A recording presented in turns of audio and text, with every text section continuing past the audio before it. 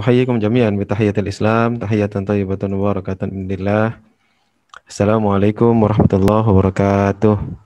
Waalaikumsalam warahmatullahi Warahmatullahi wabarakatuh. Alhamdulillah, hamdan katsiran thayyiban mubarakan fi kama yuhibbu rabbuna wa yardah wa nusalli wa nusallim wa nubarik ala sayyidina Muhammadin wa ala alihi wa ashabihi wa man sara ala nahjihi wa istanna bi sunnatihi ila yaumiddin. Amma ba'd. Alhamdulillah, kita bersyukur pada Allah Subhanahu wa taala atas nikmat dan karunia-Nya ya kita masih bisa menunaikan berbagai macam amal soleh.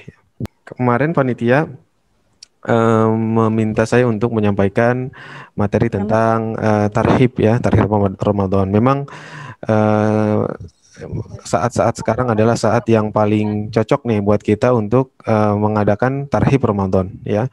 Jadi mengadakan acara-acara seperti ini ya untuk merefresh kembali pengetahuan kita atau mengingatkan kembali ya ilmu-ilmu kaitan dengan bagaimana kita menghadapi atau menjalani ibadah di bulan suci Ramadan ya. Ini saya kira bagus sekali ya. Oh ya tadi perkenalan mungkin tadi baru sekilas ya saya singkatnya memang dosen di IPB ya di Departemen Ilmu Ekonomi Syariah sejak tahun 2014. Tapi sekarang saya lagi sekolah lagi di Malaysia. Mudah-mudahan tahun ini bisa selesai S3-nya. Kemudian saya juga merupakan anggota di Lembaga Pemulihan Lingkungan Hidup di Majelis Ulama Indonesia. Dan juga tadi saya merupakan salah satu pendiri dari Yayasan Hutan Wakaf Bogor. Seperti itu. Baik, mungkin cukup ya perkenalannya karena waktunya juga terbatas ya. Sekarang saya mohon izin untuk share ya. Share screen. Udah tampak belum ini? Sudah. Iya. Jadi sebetulnya ini insya Allah sudah menyesuaikan dengan TOR yang disampaikan, cuman judulnya saya ubah sedikit ya agar lebih mudah diingat, yaitu 5 hal persiapan diri sebelum memasuki bulan Ramadan ya. Ustadz, bapak-bapak, ibu guru dan hadirin sekalian yang dimuliakan oleh Allah Subhanahu wa taala, sebagaimana tadi disampaikan ya bahwa Ramadan adalah tamu kita ya, tamu agung yang datang setiap tahun. Jadi ada ibadah itu yang sifatnya harian ya, ada yang sifatnya pekanan seperti salat Jumat ya, ada yang sifatnya bulanan ya seperti sholat saum ayyamul bid begitu. Ada juga ibadah yang sifatnya tahunan, yaitu bulan puasa ya atau bulan Ramadan atau ibadah saum di bulan Ramadan.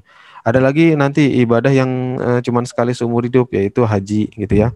Termasuk juga zakat ya. Zakat itu adalah ibadah yang sifatnya tahunan gitu.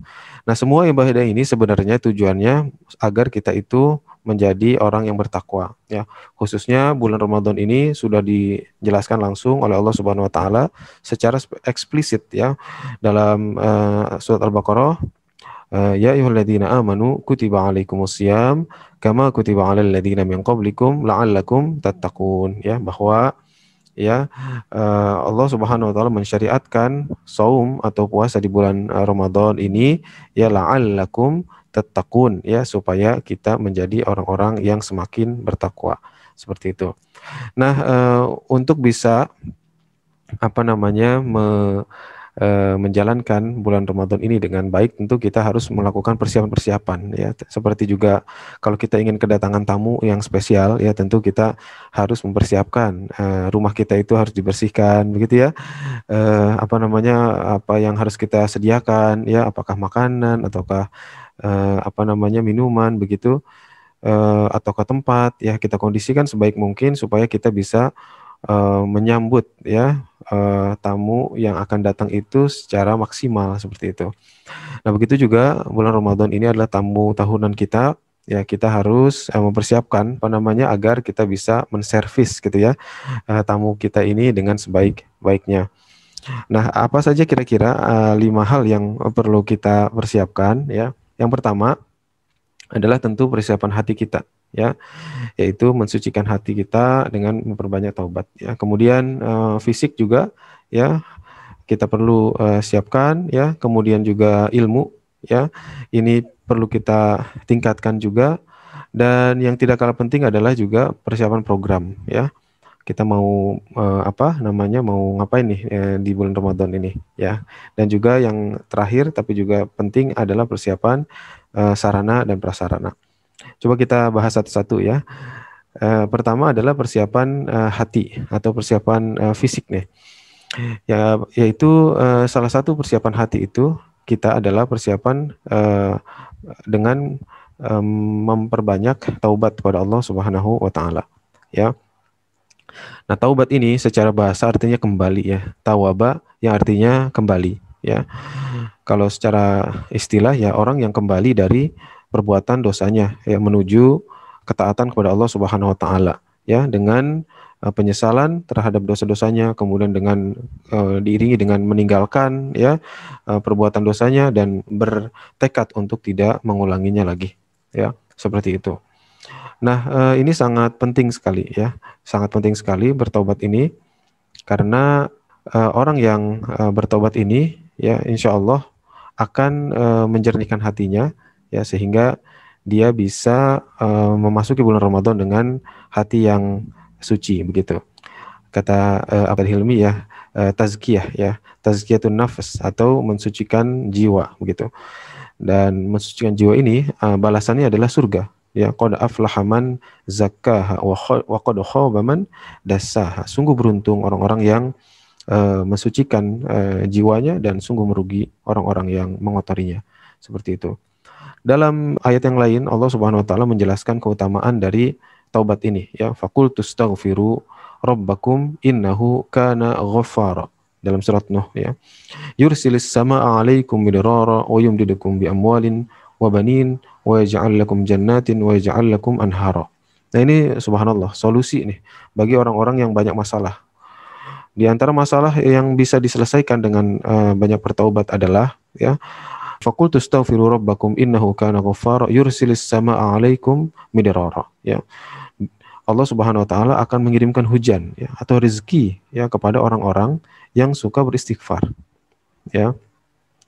Kemudian bagi yang punya permasalahan di di keturunan, misalnya belum punya anak gitu ya, belum punya keturunan gitu. Ini juga salah satu caranya adalah dengan banyak bertaubat ya. Yursilis samaa 'alaikum midrara wa yumdidukum bi amwal wa banin ya. Dan anak-anak ya, Allah Subhanahu wa taala akan memberikan karunia berupa anak-anak ya. Kemudian juga bi amwal, dengan harta.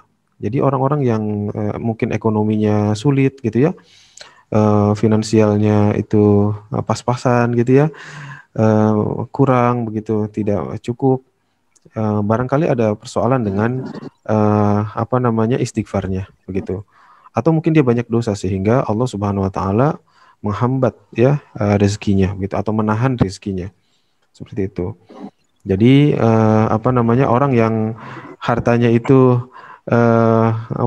tidak cukup gitu ya, pas-pasan sehingga harus berhutang ke sana kemari ya, untuk bayar sewa rumah misalnya, untuk bayar cicilan motor ya, untuk bayar sekolah anak ya, atau untuk beli susu misalnya. Banyak yang seperti itu, apalagi di saat pandemi seperti ini ya, orang banyak yang di PHK begitu, usaha juga banyak yang bangkrut, banyak yang ambruk gitu, usaha-usaha travel, usaha-usaha yang kaitan juga dengan transportasi itu pada merosot semua. Itu sehingga banyak orang-orang yang merasa sempit sekali rezekinya. Ya, banyak teman-teman kita juga yang mungkin minjam uang ke kita gitu ya. Ini menunjukkan bahwa memang situasi ekonomi sekarang sedang sulit begitu. Nah, salah satu solusinya adalah dengan memperbanyak istighfar ya. Faqul tastaghfiru rabbakum innahu kana ghaffara ya. Kemudian bahkan tidak sampai situ ya, Allah Subhanahu wa taala ya, setelah wa yumdidukum bi amwal wa banin wa yaj'al lakum jannatin wa yaj'al lakum anhara ya, mengadakan untukmu kebun-kebun dan mengadakan pula di dalamnya sungai-sungai begitu ya, subhanallah. Ini keutamaan orang-orang yang banyak beristighfar kepada Allah Subhanahu wa taala, banyak bertobat kepada Allah Subhanahu wa taala.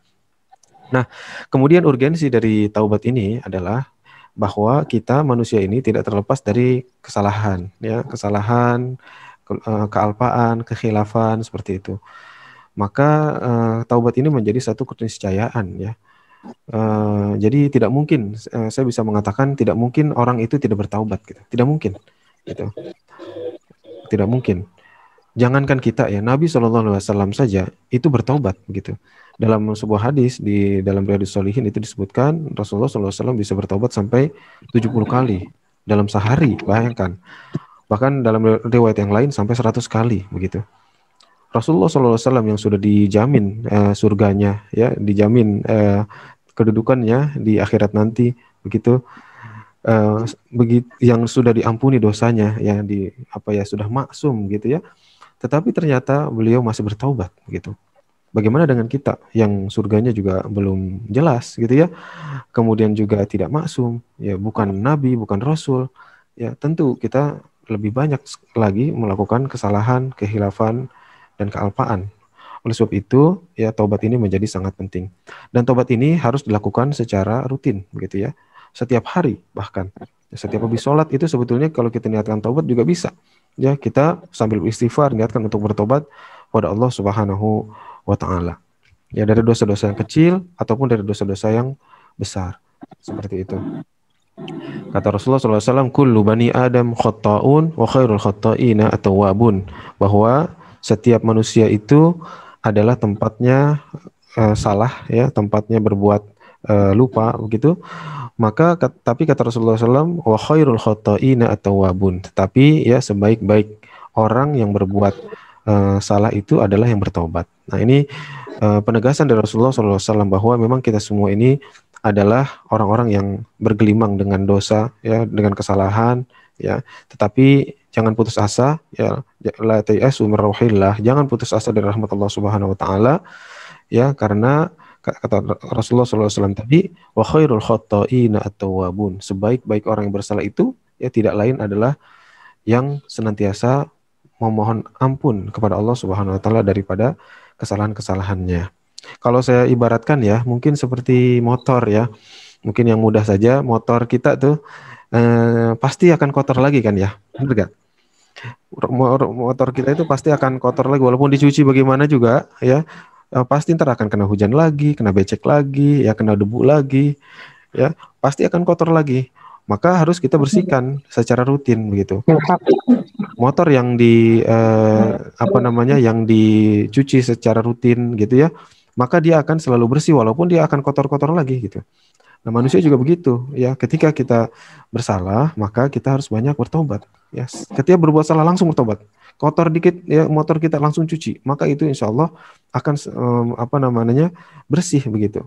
Kalaupun kita mendadak meninggal, mudah-mudahan kondisi kita masih dalam keadaan bersih gitu. Nah ini yang gawat nih, kadang-kadang kita tidak tahu kapan kita meninggal, ya kita tidak tahu kapan kita dipanggil oleh Allah Subhanahu Wa Taala. Maka dengan kita senantiasa banyak bertobat, mudah-mudahan ya ketika Allah panggil kita sedang dalam kondisi yang bersih gitu. Nah ini gitu. Allah juga ingin ya mengambil kita ya, kita ingin Allah Subhanahu wa taala mengambil kita dalam keadaan bersih. Itu yang disebut dengan istilah husnul khotimah.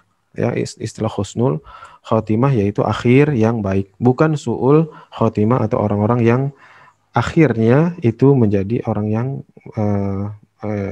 dipanggil oleh Allah dalam keadaan berdosa ataupun dalam keadaan yang tidak baik. Seperti itu. Nah, kemudian dosa ini banyak ya modelnya, ada dosa yang besar ya, kemudian dosa yang kecil atau dosa syirik. Ada dosa yang dosa syirik ini itu tidak akan diampuni oleh Allah Subhanahu wa taala ya.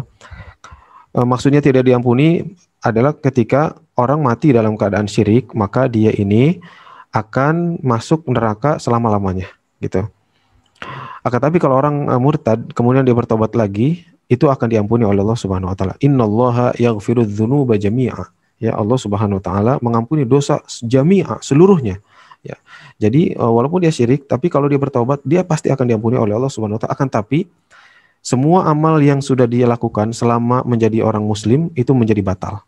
Ya, gitu. La in asyrakta la yahbatanna amaluk. Ya, kata Allah Subhanahu wa taala. Kalau kita syirik, kita menyekutukan Allah, kita kafir, kita murtad, maka layah baton amaluka. Maka seluruh amal kita menjadi batal, ya. Nah, ini kerugian orang yang syirik. Meskipun dia kemudian bertobat, ya murtad kemudian masuk Islam lagi, dia diterima ya, tetapi tadi dia hangus ya. Semua amalnya dari kecil ya, dari dia mulai beramal begitu sampai dia murtad itu dihapus oleh Allah Subhanahu wa taala. Kemudian doa yang berkaitan dengan ibadah langsung pada Allah dan juga yang berkaitan dengan manusia, ya. Baik. Adapun dosa selain syirik, dosa selain syirik ini menurut akidah Ahlus Sunnah wal Jamaah, dia tidak menyebabkan kekal di dalam neraka, ya. Dosa selain menyekutukan Allah itu tidak menyebabkan dia kekal di dalam neraka, akan tapi dia bisa saja masuk neraka. Tetapi sekali lagi menurut akidah Ahlus Sunnah wal Jamaah, setiap orang muslim ya, walaupun dia masuk neraka, dia pasti akan masuk surga pada akhirnya. Walaupun tadi ada yang masuk neraka dulu ya, yang dimana waktu atau lamanya di neraka itu tergantung dari banyaknya dosanya dia. Seperti itu. Ada yang mungkin sebentar, ada yang lama, dan ada yang pertengahan. Syarat ya untuk bertaubat, nah ini rumusnya 3+1 ya. Ini harus diingat ya. Syarat taubat yang baik ya, taubatan nasuha itu ada 3 ya. Yaitu yang pertama, hati kita harus menyesali ya. Hati kita harus menyesali ya. Karena ada orang yang taubat tapi hatinya tidak menyesali. Nah, ini salah ya. Mungkin dia meninggalkan perbuatan itu tapi dia tidak menyesali perbuatan ini. Ya, seperti misalkan dia telah membunuh orang, dia merasa puas dengan telah membunuh orang tersebut. Mungkin dia nggak membunuh orang lagi, tapi dia bertobat, dia tidak ingin membunuh lagi. Ya.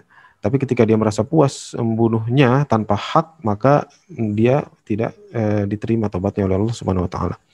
Kemudian yang kedua, anggota tubuh ya, anggota tubuhnya harus menjauhkan ya, meninggalkan perbuatan tersebut dan tidak mengulanginya lagi, dan sebaliknya dia harus mengganti dengan amal-amal yang soleh. Nah, ini penting ya. Jadi setelah menyesal ditinggalkan dan mengiringi taubatnya itu dengan amal-amal soleh ya. Kata Allah Subhanahu wa taala, innal hasanat yudhibnas sayyiat. Ya, sesungguhnya perbuatan-perbuatan baik itu akan menghapus ya perbuatan-perbuatan yang jelek ya. Dalam sebuah hadis juga dikatakan, ittaqillaha haitsu ma kunta wa atbis sayyi'atal hasanata tamhuha. Ya, bahwa kita harus bertakwa kepada Allah di mana saja kita berada ya, wa atbis sayyi'atal hasanah ya, dan ikutilah ya kejelekan itu dengan perbuatan yang baik ya, karena perbuatan baik itu bisa menghapus ya perbuatan-perbuatan yang jelek. Dan yang ketiga, dan ini yang penting juga, adalah berniat. Nih, hati berniat untuk sungguh-sungguh untuk tidak mengulanginya. Nah, di sini yang menarik adalah dikatakan hati berniat ya untuk tidak mengulanginya. Jadi niatnya itu harus kuat ya, bertekad untuk tidak mengulanginya. Bukan tidak mengulangi perbuatan tersebut ya. Karena pada kenyataannya banyak orang yang bertobat kemudian mengulangi lagi perbuatan tersebut. Ini bagaimana hukumnya? Nah, ini sering terjadi ya, orang yang bermaksiat kemudian dia bertobat, kemudian dia mengulangi lagi ya. Kemudian dia bertobat lagi, kemudian mengulangi lagi. Ini bagaimana nih hukumnya gitu? Hukumnya tobatnya apabila dilakukan dengan 3 syarat ini, maka tobatnya insya Allah akan diterima oleh Allah Subhanahu wa taala. Gitu. Insya Allah akan diterima oleh Allah Subhanahu wa taala. Tapi masalahnya adalah ketika dia melakukannya terus-menerus ya, kita tidak tahu nanti akan dicabut nyawa kita kapan ya oleh Allah Subhanahu wa taala, sehingga nanti kita menjadi husnul khotimah atau kita menjadi su'ul khotimah. Seperti itu. Ya, jadi yang penting adalah niat yang sungguh-sungguh untuk tidak mengulanginya. Bahwa ternyata kita mengulangi lagi, langsung bertobat lagi kepada Allah Subhanahu wa taala. Ya, minta kepada Allah Subhanahu wa taala kekuatan untuk tidak mengulanginya lagi. Ya, kalau perlu ini sedikit tips ya. Kalau perlu kita bisa menghukum ya diri kita sendiri. Misalnya ketika kita melakukan dosa ya, kita bertobat kepada Allah, kita menghukum diri kita. janji gitu.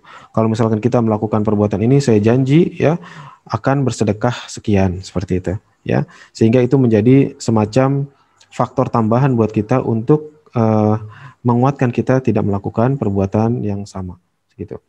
Nah, kemudian yang penting juga adalah ketika taubat itu atau dosa kita itu berkaitan dengan manusia yang lainnya, maka plus satu syaratnya yaitu minta maaf dan mengembalikan hak manusia. Apabila kita misalkan pernah mengambil ya, mengambil barang orang gitu, maka itu harus dikembalikan dulu.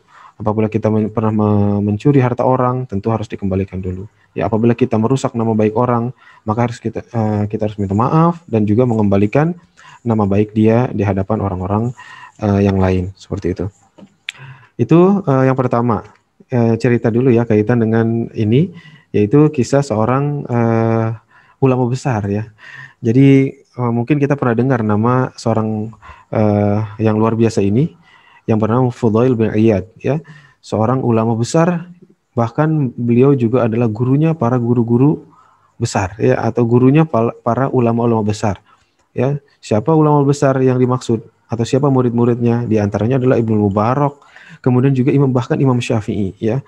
Beliau bahkan menjadi gurunya Imam Syafi'i. Tapi tahukah kita ternyata awalnya beliau adalah seorang perampok gitu. Dan bahkan kalau sekarang tuh suka ngintipin perempuan. Itu apa tuh istilah itu? Beliau ini terkenal sebagai perampok ya. Dan bahkan perampoknya ini bukan sembarangan perampok ya, tapi perampok yang yang sangat lihai dalam merampok gitu. Dikatakan bahwa beliau ini kalau merampok tidak perlu bantuan perampok yang lain gitu. Jadi sendiri aja udah bisa berhasil tuh. Karena lihainya dalam menjadi perampok atau begal gitu. Kemudian beliau juga adalah orang yang suka ngintipin perempuan begitu. Nah, satu ketika beliau dikisahkan ya dalam buku, dalam sebuah kitab, bahwa beliau ini sedang ingin mengintip seorang perempuan ya, di suatu waktu ya, mengintip perempuan yang dia sukai begitu. Dan ketika lagi manjat tembok gitu, ternyata beliau mendengar seorang membaca ayat. Tidak disebutkan siapa yang membaca, apakah perempuan tersebut atau orang lain ya. Jadi dia mendengar ayat yang ini nih, surat Al-Hadid ayat 16 ya. Alam ya'nil ladzina amanu an takhsha'a qulubuhum li dzikrillah ya. Belumkah datang waktunya bagi orang-orang yang beriman untuk tunduk hati mereka mengingat Allah Subhanahu wa taala. Mungkin bahasa lugasnya, sampai kapan kamu mau terus berbuat maksiat? Ya, sampai kapan kamu kapok ya berbuat dosa, kemudian kamu mengingat Allah Subhanahu wa taala.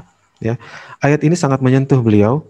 Ya, kemudian beliau tidak jadi ya ngintip perempuan tersebut, dan beliau terus merenungi firman Allah yang satu ini, dan kemudian beliau masuki satu tempat ya, satu bangunan yang kosong. Dan ketika beliau sedang berada di dalam bangunan itu, beliau mendengar ya ada serombongan pedagang yang ingin melintas di daerah tersebut ya. Ternyata beliau mendengar para pedagang itu membicarakan soal beliau sendiri gitu. Jadi pedagang itu ngomongin ke bahayanya Fudail bin Iyad ini ya. Jadi pedagang-pedagang itu takut ya, dari pembicaraan mereka terdengar atau dapat disimpulkan bahwa mereka para pedagang ini sangat takut kalau di jalan ini ketemu dengan Fudail bin Iyad gitu. Karena kalau udah ketemu Fudail bin Iyad ya bisa dirampas ya semua harta atau barang dagangannya, sehingga mereka bisa menjadi rugi besar begitu. Nah, kemudian Fudail bin Iyad merasa tertonjok gitu ya, tertonjok lagi kira-kira begitu. Ya, tadi sudah mendengar firman Allah, kemudian ternyata dia menjadi orang-orang yang ditakuti orang-orang gara-gara kejahatannya ya, karena kriminalannya begitu ya.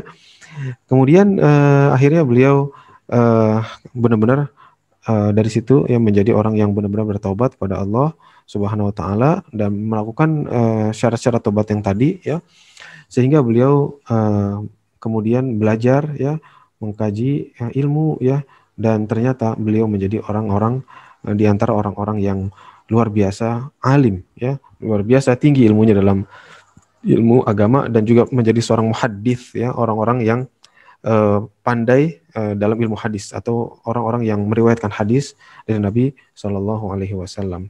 Luar biasa ya, dari seorang perampok menjadi seorang gurunya para ulama-ulama besar ya. Begitulah Allah Subhanahu Wa Taala ya, ketika Allah Subhanahu Wa Taala ingin memberikan hidayah ya, maka insya Allah Allah akan bisa merubah ya, selama orang tersebut ingin berubah dirinya sendiri ya. Innallaha la yughayyiru ma biqaumin hatta yughayyiru ma bi anfusihim.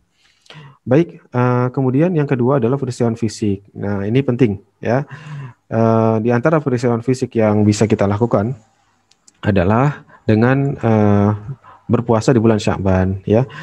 Di sini Rasulullah SAW sudah mencontohkan bahwa Rasulullah SAW memperbanyak puasa di bulan Sya'ban ya. Wallahu alam, salah satu hikmahnya barangkali adalah supaya kita yang mengajarkan umatnya ini untuk semacam pemanasan gitu ya, pemanasan sebelum berpuasa sebulan full gitu di bulan Ramadan, agar ya kita siap, badan kita ya tetap prima begitu ketika masuk dalam bulan Ramadan, tidak lemes gitu ya, kemudian lemes apa ya, tidak kuat melakukan aktivitas ya atau ibadah atau baca Quran gitu ya, bawaannya pengen tidur terus ya, karena mungkin kaget ya, tidak ada pemanasan sebelum masuk ke bulan Ramadan. Nah, ini kita masuk dalam bulan Sya'ban, sebentar lagi masuk bulan Ramadan, maka ada baiknya ya kita membiasakan mulai pemanasan dengan melakukan saum ya, entah Senin Kamis ya,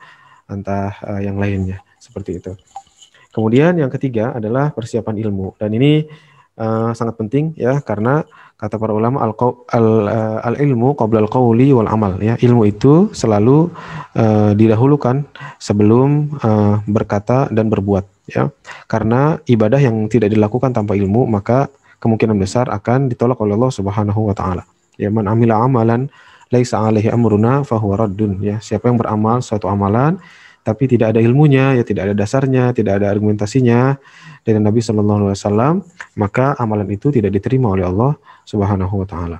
Ya, nah kalau nggak tahu gimana, maka kita harus belajar ya dengan cara mengikuti kajian seperti ini gitu. Fas'alu ahla dzikri in kuntum la ta'lamun ya, seperti itu. Nah, ini penting. Kemudian persiapan yang lain setelah persiapan apa tadi yang pertama? Saya sekalian ngecek ini, masih ingat nggak nih? Yang pertama persiapan apa tadi? Persiapan hati, Ustaz. Ya, persiapan hati. Yang kedua? Persiapan fisik. Ya, persiapan fisik. Yang ketiga? Persiapan ilmu.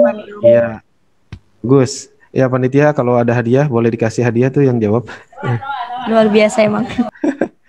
Ya, makasih reviewnya. Sekarang yang keempat adalah persiapan program. Nah, ini juga penting ya. Kita mau ngapain aja nih di bulan Ramadan? Kalau bisa ditarget gitu. Kalau nggak ditarget ya mungkin kita akan melalui Ramadan dengan biasa-biasa saja gitu. Nah, coba kita target nih apa yang perlu kita lakukan. Biasanya memang karena Ramadan ini adalah syahrul Quran atau bulan Al-Quran, maka target kita salah satunya harus diarahkan ke target yang berkaitan juga dengan Al-Quran. Misalnya dengan menghatamkan Al-Quran, ya, mentadaburi Al-Quran. Kalau mau menghatamkan berapa kali ya. Kalau saran saya Al-Quran ini jangan cuma dihatamkan Arabnya ya, tapi juga terjemahannya. Bagi yang belum memahami Al-Quran itu, ya mungkin sekali kalau misalkan hatamnya 3 kali gitu ya, mungkin 2 kalinya itu menghatamkan Arabnya, sekalinya itu menghatamkan terjemahannya, seperti itu, agar kita juga bisa mentadaburi apa-apa yang terkandung di dalam ayat-ayat yang kita baca. Jangan sampai kita sering menghatamkan tapi kita nggak tahu nih ayat ini tuh cerita tentang apa gitu, atau bukan kita nggak tahu ternyata selama ini di Al-Quran tuh ada loh ayat tentang ini gitu ya. Nah, kalau kita khatam paling tidak, walaupun kita tidak hafal ya, kita tahu bahwa di Al-Quran tuh pernah atau ada cerita tentang hal tersebut gitu. Nah, seperti ini penting ya untuk menghatamkan terjemahannya juga. Jadi kita menghatamkan, kemudian mentadaburi, dan juga yang penting juga mengamalkannya dan mendakwahkannya kepada orang lain. Ya, kata Rasulullah SAW, khairukum man ta'allamal Qur'ana wa 'allamahu. Ya, hadis riwayat Bukhari, siapa orang-orang yang terbaik, ya, atau siapa orang-orang yang terbaik di antara manusia, ya, salah satunya adalah man ta'allamal Qur'ana wa 'allamahu, orang-orang yang belajar Al-Qur'an, ya, tapi tidak hanya belajar tapi juga dia mengajarkannya kepada orang lain, ya, seperti itu. Kalau kita nggak punya murid tahsin gitu ya, paling nggak ajarin ke anak-anak gitu. Ini insya Allah udah pada berkeluarga ya. Kalau udah punya anak usia 3 tahun 4 tahun, nah kita ajarkan mengaji di rumah seperti itu. Kalau tidak punya anak, mungkin punya saudara kandung ya, saudara adik atau kakak atau bahkan orang tua ya, itu bisa kita ajarkan seperti itu. Kalau nggak ada juga ke tetangga ya. Nah, ini harus di program seperti itu. Nah, kemudian yang penting juga ya bisa contohnya dengan membaca sirah ya. Saya kira sirah ini penting karena sirah ini adalah salah satu ilmu dasar ya, ilmu dasar yang harus kita baca. Paling enggak sirah nabawiyah seperti itu ya. Kemudian amalan-amalan yaumiyah ya seperti sholat malam seperti itu ya. Nah, itu juga kita harus target ya. Ini jangan sampai ketinggalan ya sholat malam atau sholat tarawih gitu. Kalaupun nggak bisa full 30 hari ya kita targetkan apakah 80% atau 90% gitu. Jangan sampai kurang dari itu ya. Tarawih misalkan tidak, qiyamul lail juga tidak. Wah, ini sayang sekali. Kata Rasulullah SAW, man qoma ramadhana imanan wahtisaban ghufira lahu ma taqaddama min dzambihi. Ya, siapa yang bangun ya atau menghidupkan malam-malam bulan Ramadan dengan ibadah sholat malam ya, dengan sholat tahajud begitu, maka kata Rasulullah SAW, ghufira lahu ma taqaddama min dzambihi, Allah Subhanahu wa taala akan mengampuni dosa-dosanya. Ya, subhanallah.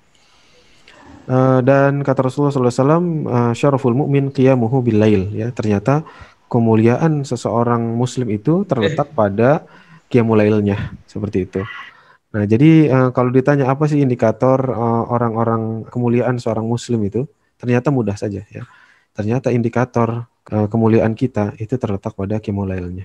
Ya, ya, sekali lagi kata Rasulullah SAW, ya, syaraful mu'min qiyamuhu bil lail, ya, bahwa kemuliaan kita ya sebagai seorang mukmin itu terletak pada qiyamul lailnya.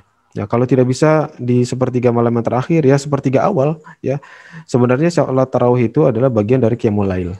Ya, ini termasuk juga menghidupkan malam ya. Jadi minimal banget tarawih kita bisa, yang mudah-mudahan juga diikuti dengan salat malam sebelum waktu sahur ya, atau saat waktu sahur begitu.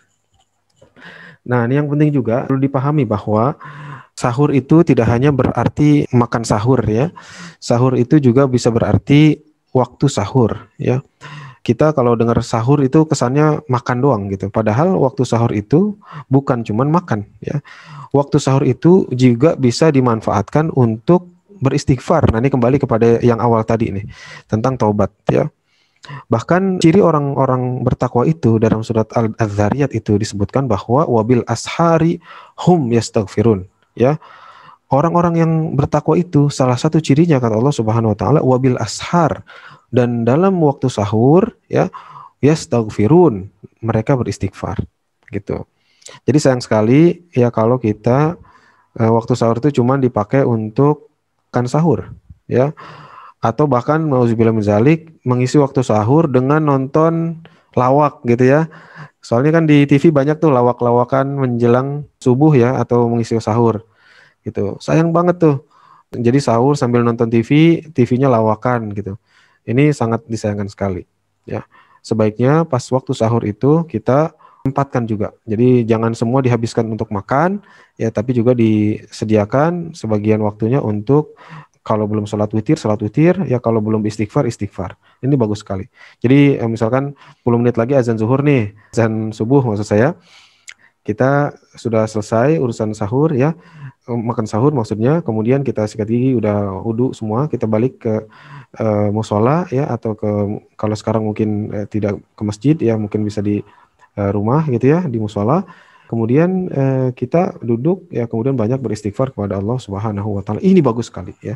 Ini luar biasa. Ya, orang yang beristighfar di waktu sahur ini sangat luar biasa, dan kemungkinan diterimanya taubatnya oleh Allah Subhanahu wa taala itu sangat besar. Ya, Allah Subhanahu wa taala lebih membuka tangannya ya untuk menerima orang-orang yang bertaubat itu pada sepertiga malam yang terakhir, seperti itu. Kemudian meningkatkan kepedulian terhadap masyarakat. Nah, ini juga bagus ya. Kita programkan ya, apakah kita ingin memberikan sedekah, misalnya ingin memberikan sembako gitu, santunan kepada orang-orang yang ada di sekitar kita, yang paling nggak satu RT gitu ya. Jangan sampai ada satu orang di RT kita yang tidak makan gitu ya, yang kesulitan. Nah, ini seperti itu.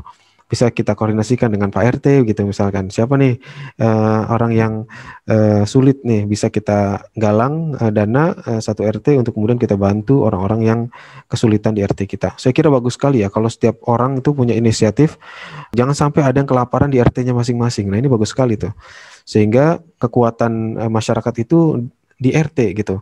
Karena kalau satu desa kan masih terlalu luas ya, jumlah penduduknya bisa sampai puluhan ribu bahkan belasan ribu begitu. Tapi kalau satu RT kan itu masih bisa dikenal gitu ya. Pak RT biasanya mengenal anggota masyarakat atau warganya secara personal, seperti itu. Kemudian yang tidak kalah penting adalah sarana dan prasarana. Nah, ini penting. Duit yang halal gitu ya, kita siapkan ya. Kalau belum ada ya kita siapkan nih dari sekarang gitu. Jangan sampai nanti pas Ramadan kita justru sibuk nyari duit gitu. Justru bulan Ramadan itu bagusnya itu adalah sibuk ngabisin duit, tanda kutip ya, ngabisinnya untuk dalam sedekah gitu, karena sebaik-baik sedekah itu adalah di bulan Ramadan gitu ya. Jadi sibuk mencari, kalau mau sibuk ya mencari dana ya sekarang aja nih, sekarang ya kita upayakan untuk bisa fokus ya. Kalau kita lihat kadang-kadang kita kalah nih dengan tukang-tukang.